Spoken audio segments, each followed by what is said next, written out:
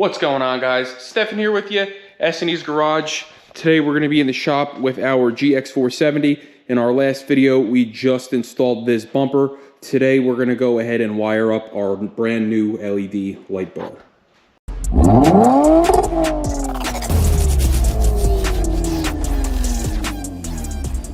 So when I installed the bumper, I decided we're going to do a separate video here for the light bar. A lot of you may want to be mounting a light bar somewhere on the front of your truck or maybe pod lights. So I thought this video would help a lot of you because not only will it help you with light bars, but it'll help you with other LED lighting apparatuses. So the one thing that you're going to need to do this is called a relay harness, and that's going to come with a couple of different things. It's going to come with a switch. It's going to come with a relay. It's going to come with the end that plugs into your light bar, and then it's going to come with the end that connects to your battery. And basically the way a relay harness works is it uses a small amp load to control a large amp load. So when you hit this switch, the electric for the light bar is not going directly through the switch.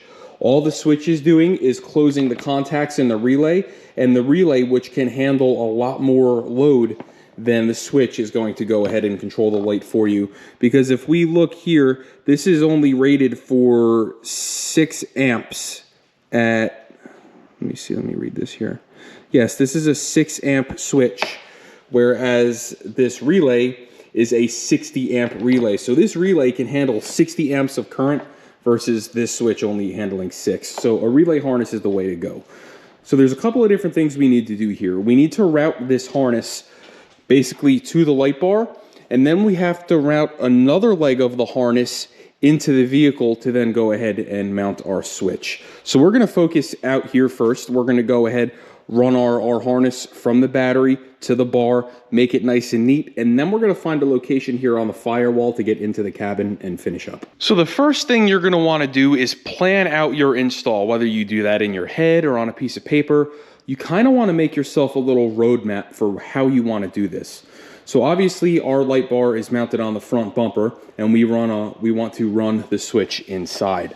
Now the location that I have chosen for my switch is this little dead panel space right here. That's where I'm going to put mine.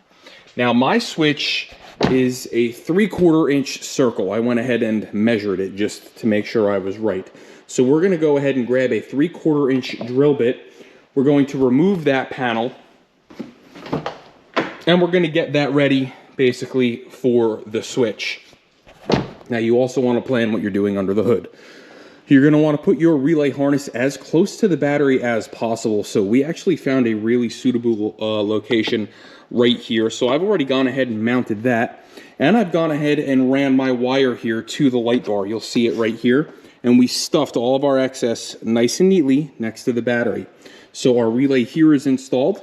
It's connected to the car. Here we have our leads down here that are going to go to the positive and negative battery terminals.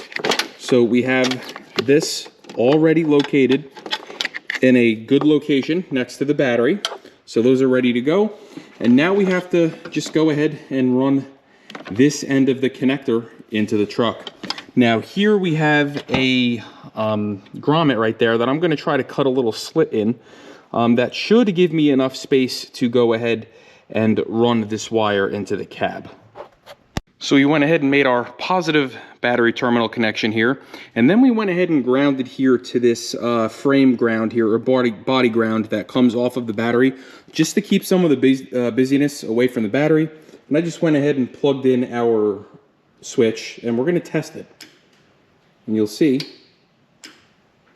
it works great. You can actually hear the relay clicking. So now we can go ahead and find a nice easy way to get these wires here into the cabin. All right, and we're in. We ended up going through this little grommet here. The only problem was the connector was too wide to fit in that hole. So what we did just have to do was de-pin this connector here. It's really simple. Just take the smallest Allen key you have, and you're going to slide it into the top of each one of these wires. You'll see a little bit of a square there. You're going to hear and feel a click. and that click is the tang on the terminal releasing from the connector, and then you can pull it out. So we ran the wires through that hole, and then I just reassembled our connector there. I don't want to shut that in the door and break it, so let me show you what else we got going on over here.